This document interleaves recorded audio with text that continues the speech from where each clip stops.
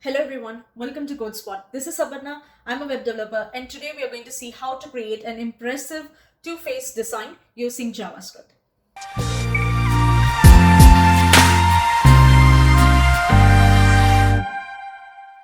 I'm sure everyone has seen the Adham dannaway website design where if you scroll to one side, the designer part is revealed, and when you scroll over to the right, the other part is revealed. So this is a famous two-phase design, which is one of the famous website. So in this tutorial, we'll see how to learn how to do a website something like this.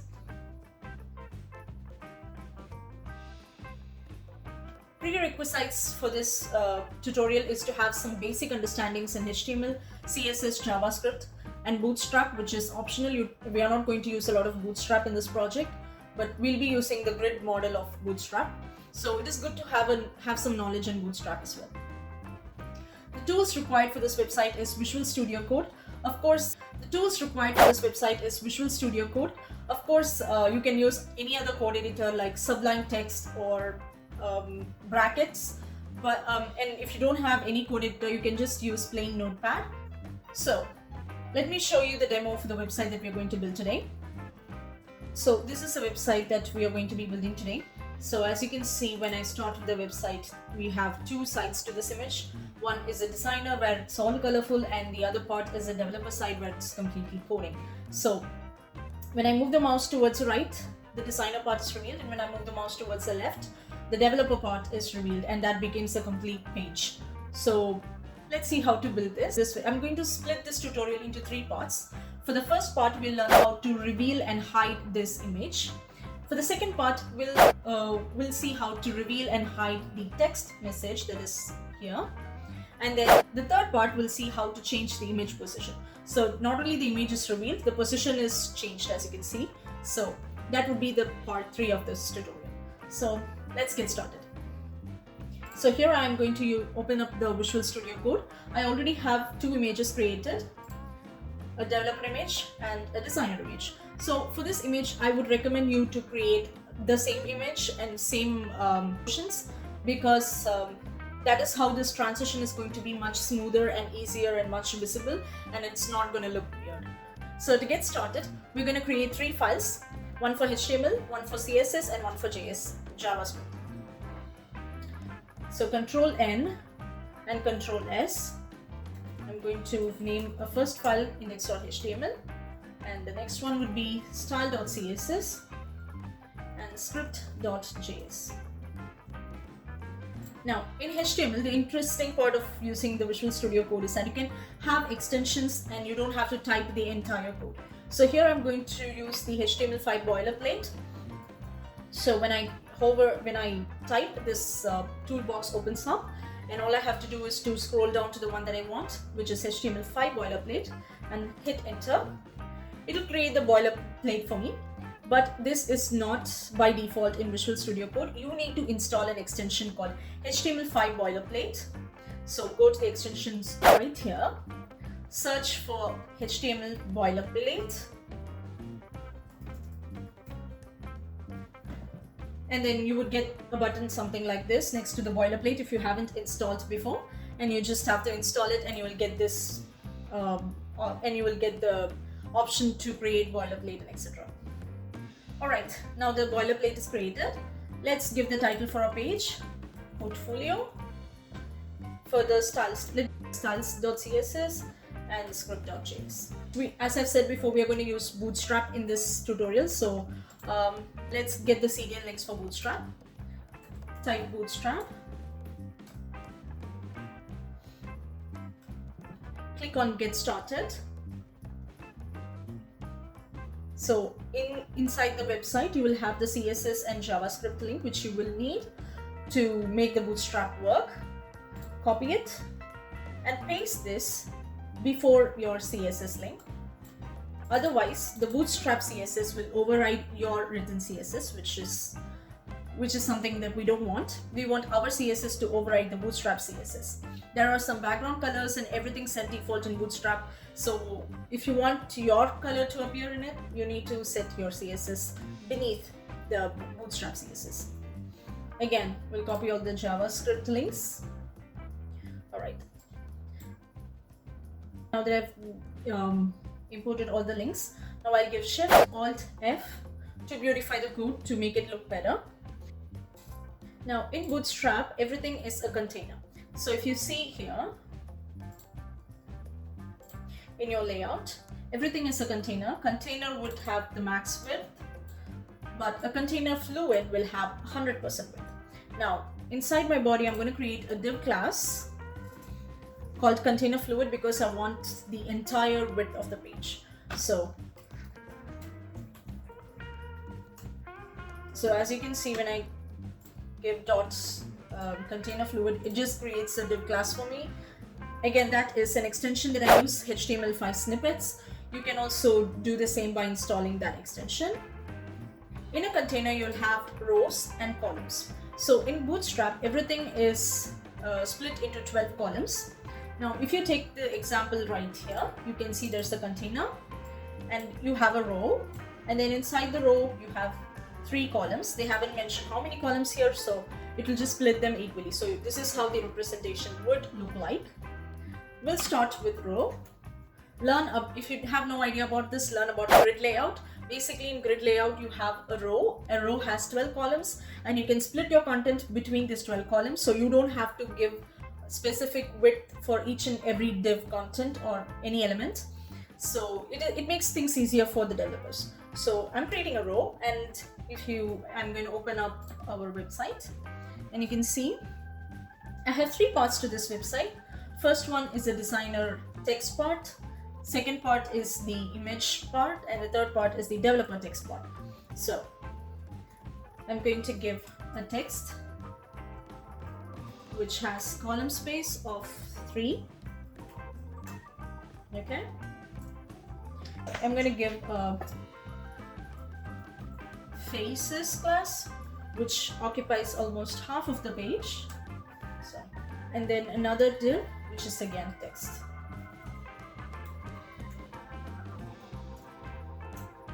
Inside the faces div class, I'm going to have 2 classes.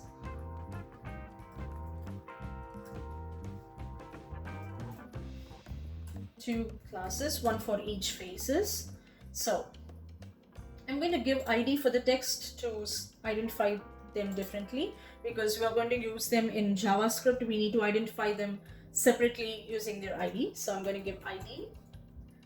I'm going to give this ID as text1, text2, face1, face2 to easily identify, to easily explain in my code, but I would highly recommend you to give meaningful names if once you use it in your website. And then I'm going to give this the ID as face1, and the second one I'll give the ID as face2. Okay. And then this one I'll give the same ID as the class name, faces. All right. Now here inside this div class, I'm going to give a h1 tag, designer, and a paragraph.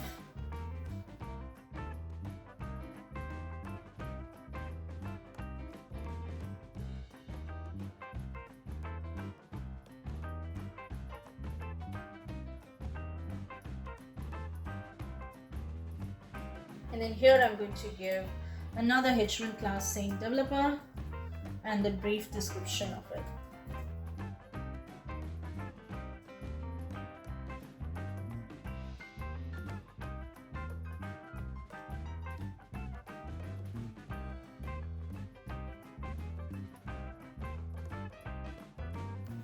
Alright, now let's see how the output looks like. Alright, now here I have this go live option. Again, this is not default in Visual Studio Code. You need to install an extension called Live Server. You need to install an extension called Live Server to have this option. When you can use this to see your output as you code. So every time you save, you don't have to refresh your website. You can just save it and the changes will be reflected on your screen. So as you can see, I have made a spelling mistake here. So I'm going to give small r, hit save. Now when I go, the changes are applied. I didn't hit any refresh button here. if you are using Notepad, go to the file that you have created, right click on this and open with Google Chrome, Internet Explorer, or whichever browser that you are using. But again, if you're using Notepad or any other code editor, you need to use this refresh sign every time you do some changes for you to see if the code is reflected. Alright, so that's it. HTML is completed.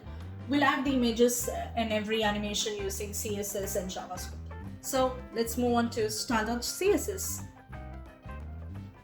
Alright, so every CSS elements in Bootstrap will have some basic margin and padding, default margin and padding. So we'll start with removing that. This is a universal selector, it will be applied to all the elements. So by default, we are setting all the margin and padding to 0.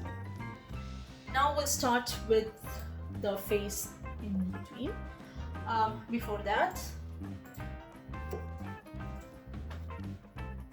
so as you can see, for each face I've given the classes as face, and for the entire thing I've given the class name as faces.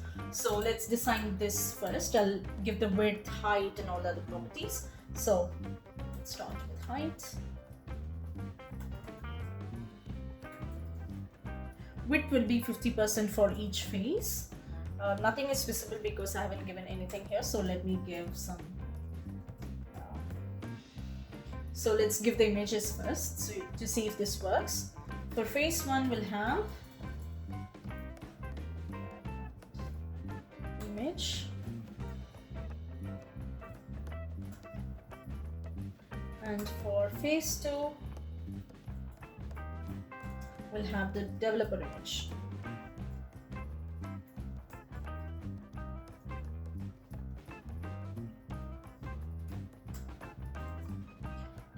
So as you can see, we got the first image and the second image, one beneath the other. To fix this, we need to set the float property as left. Now as soon as you do that, it comes one next to each other. I'm going to give the background size as color. Alright, there you go. Looks much better. Now I want this image to come from here, and only the second part of the image to be displayed, right? So instead of the first half, I want the second half to be displayed in the developer image. So I want to move the image all over here. So I want to move the image 100% here. That is how you will see the next half of the image. So let's see, background position. I want it to shift 100% horizontally and 0% vertically. So now the image has completely shifted towards the left, and you can see only the remaining part of the image. Now let's move on to the face. So in faces, for this entire faces now, this entire faces, as you can see, the image moves to left and right? So we need to move it left and right, you use the left property. And if you know about CSS, if you want to set a particular position, you need to set the position as absolute. And you need to give the left property for this. Initially, it is going to be at 25%. So that is what I'm going to give. So yeah, it's there. But the other text have been messed up. Let's fix it. So let's call all the text part. Here I'm going to set the position absolute for the text as well. I'm going to give some padding.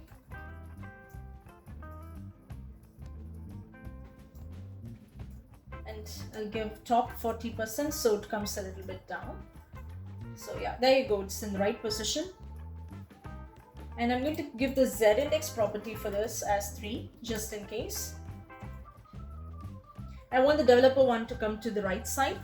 So let's set the property for that. Let's call each and every text property, text 1 and text 2.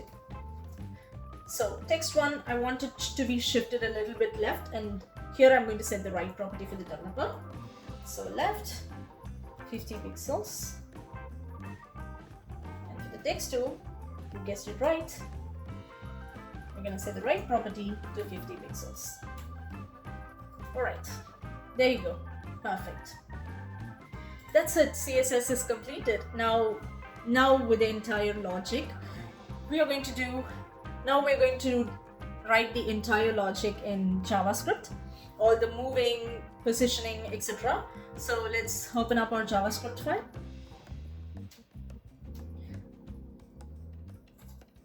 Now, before anything, I would like to set the width property for our images, so it would stay constant.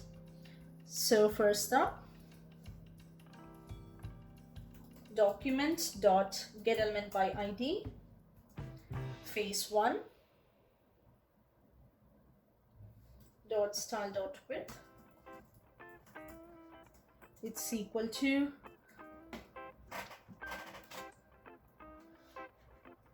Alright, now first let's, before I assign the width, I'm going to create a variable to get the screen width.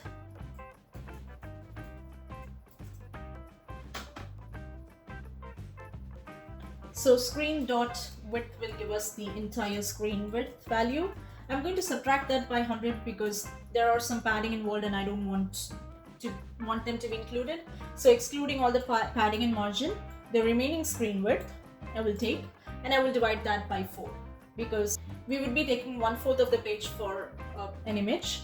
So I will divide this screen width value by 4, and I will set the same thing for face 2.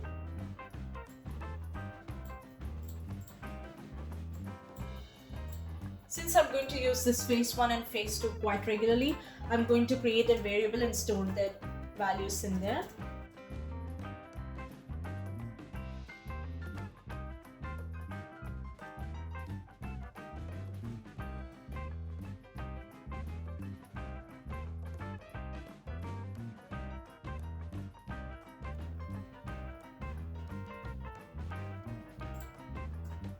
Now I'm going to have the body elements.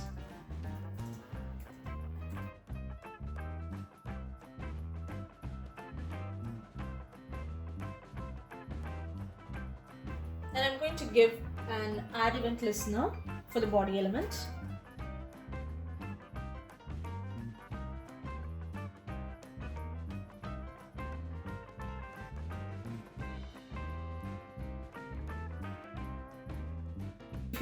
When you add an event listener to an element, so whenever there is this, whenever there is a mouse movement inside the body element, this function will be called. Let's say, for example, I'll create the function change face, and I will get the mouse position right here, and here I'll get console.log mouse move. Okay, now let's see. Open up the inspect.element.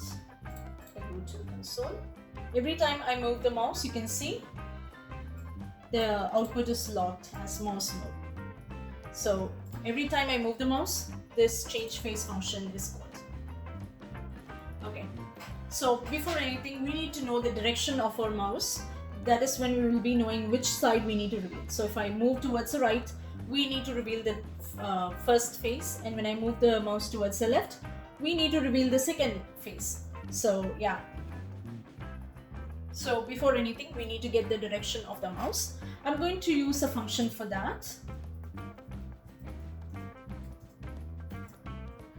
Get mouse direction, and I'll pass the event. Let's create this function.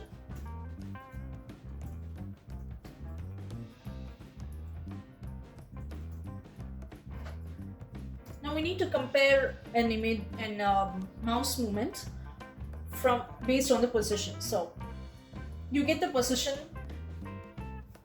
by e.pagex. This will give you the horizontal position of your mouse. So let's console log that, so you can see console.log e.pagex. Okay, so whenever I move the mouse towards right, you can see we get the position of the mouse. So horizontally, a mouse can move from 0 to the end, so the end being 1212.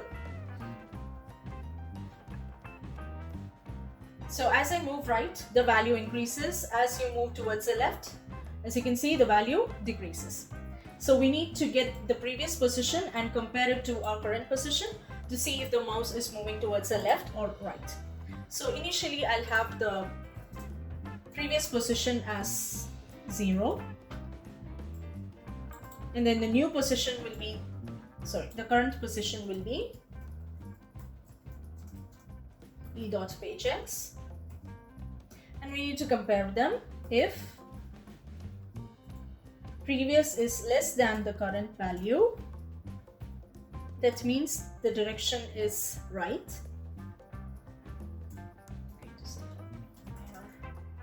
Direction is equal to right, else the direction is left. Okay, and then we'll update our previous position to our current position. Then we'll return the direction back to our program. Okay, we'll output that direction here.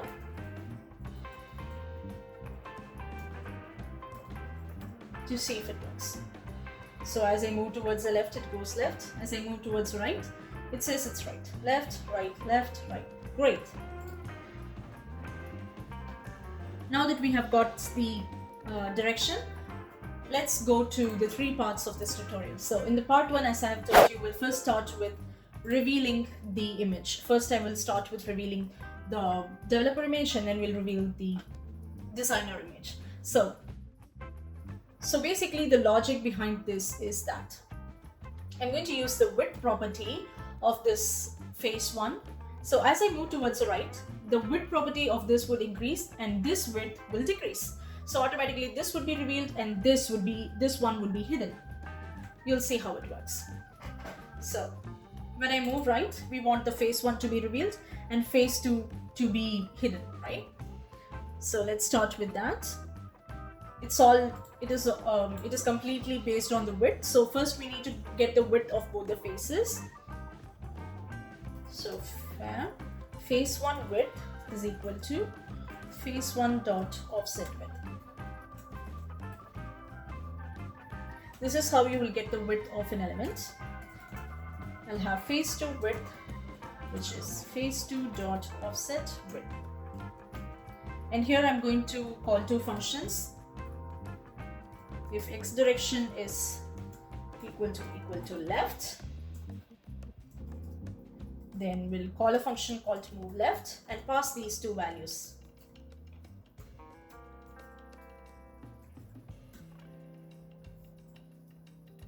Else, we'll call another function called move right, and again we'll pass these 2 functions, these 2 values.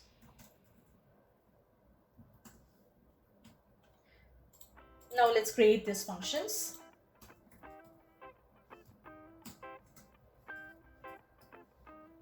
Move left, face 1 width, and face 2 width. Now, I need to reveal this. I need to increase the width of the face 1 until it reaches the maximum width, or else it would keep on increasing until the page is in, it would keep on increasing forever, which I don't want. So once it reaches its maximum width, it should stop.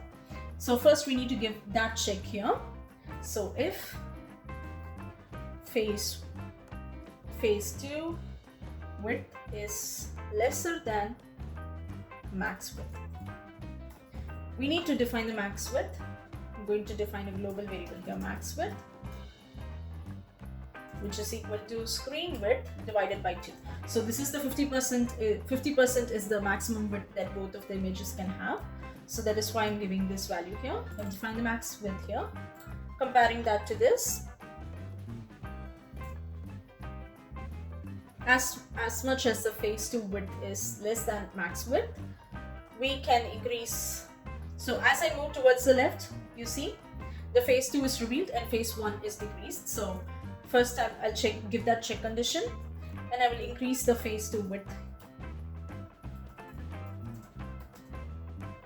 Face 2 width plus 10 plus px string.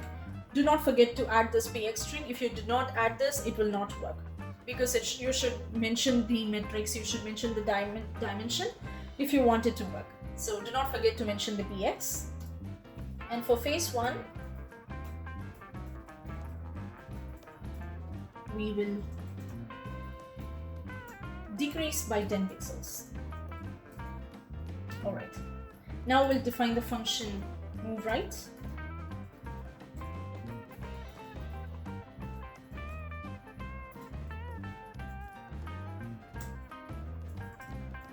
When you move towards right, the phase 1 is revealed and the phase 2 is hidden. So to do that, again, first we'll give a check for it. Phase 1 width lesser than max width. Give that check. And for phase 1, I'll increase it by 10 pixels.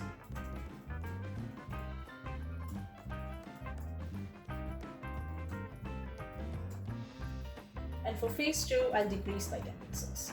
So the vice versa.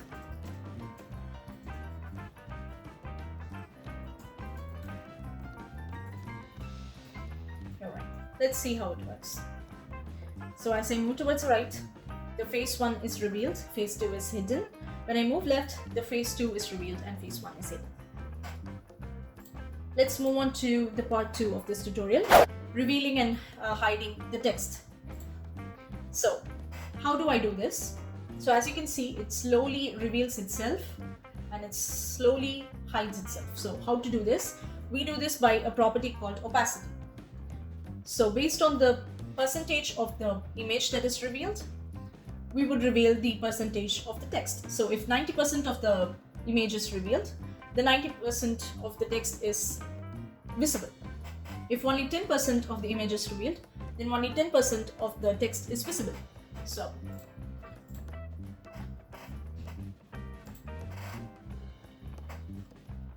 before anything, we need to get the percentage of the amount of the image that is revealed, the percentage of the image is revealed, and then we will assign that to the opacity property.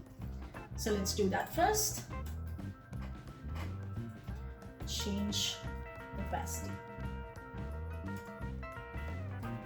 First, I'm going to give a value called percentage, and I'm going to call a function here called get percentage, which we will define it later.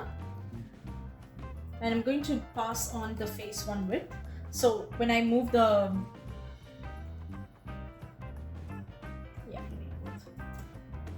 phase 1 width compared to its entire length. Now we'll define the function right here.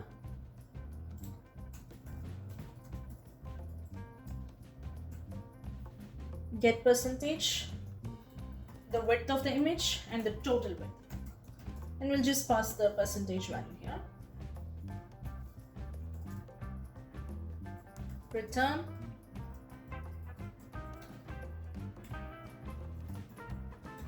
Alright.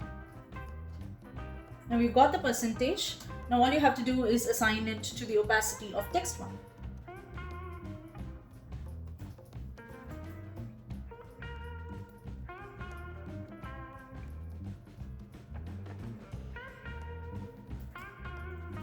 Get element by id text 1 dot style dot opacity. Now, as you know, opacity values ranges from 0 to 1, but a percentage value ranges from 0 to 100. So if the percentage value is 20% and you set it to the opacity value, it automatically takes 1. We need to set the opacity as 0.2. So if the percentage is 20%, the opacity value should be 0.2. If the percentage is 90%, then the opacity should be 0.9. So it's quite simple. You need to divide this value by 100 to get the opacity value that you want. Now you can set it to the percentage. Now here I'm going to set it to percentage, alright. And then I'm going to set the same thing for phase 2. I'll get the phase 2 percentage and set that to the text 2 opacity.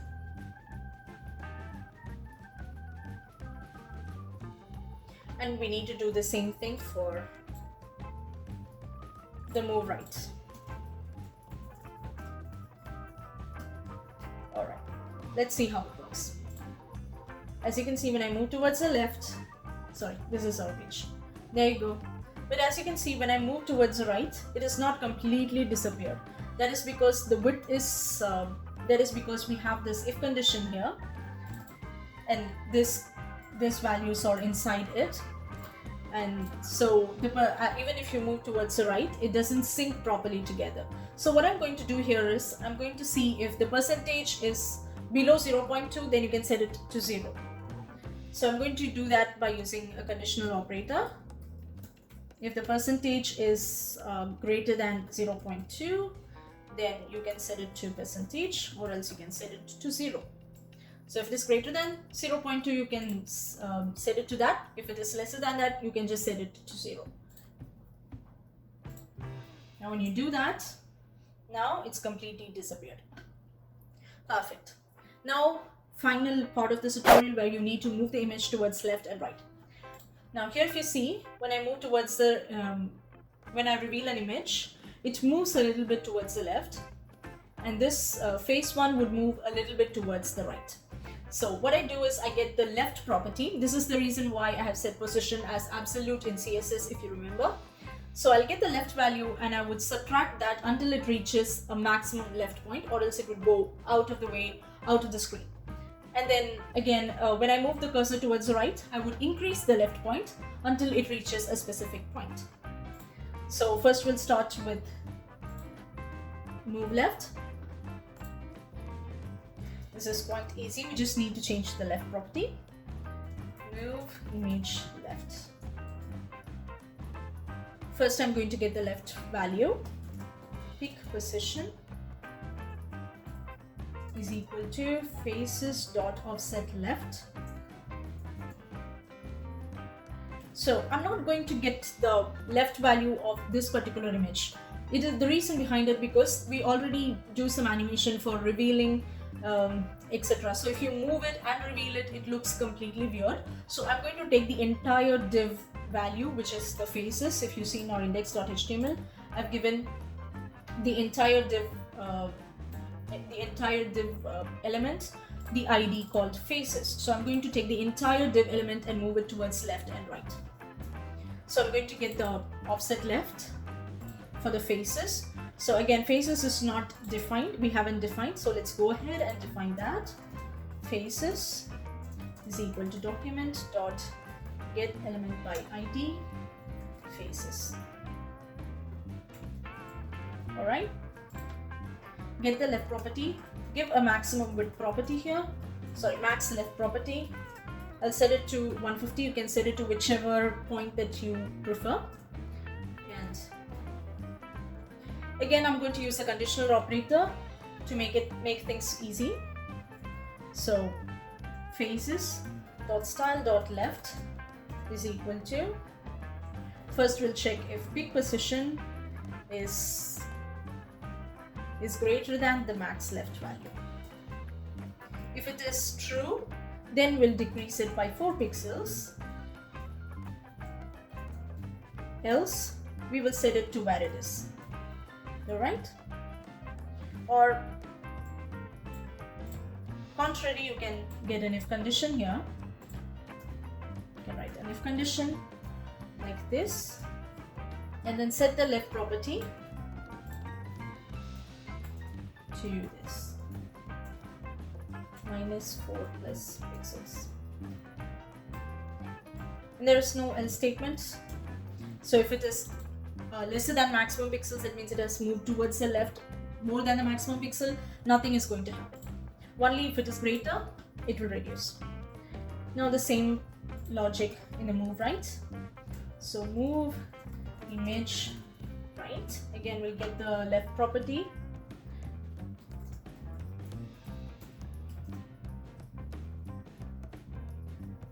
Faces dot offset left. We need to have a max right here. I'll set it to screen width divided by 2 minus 150. So it would have the same amount towards the right. And then I'll set the same value. If peak position is greater than max right, sorry, if peak position is less than the max right property, then we'll reduce the side. We'll reduce it. We'll get the left property and we'll reduce it by 4 pixels.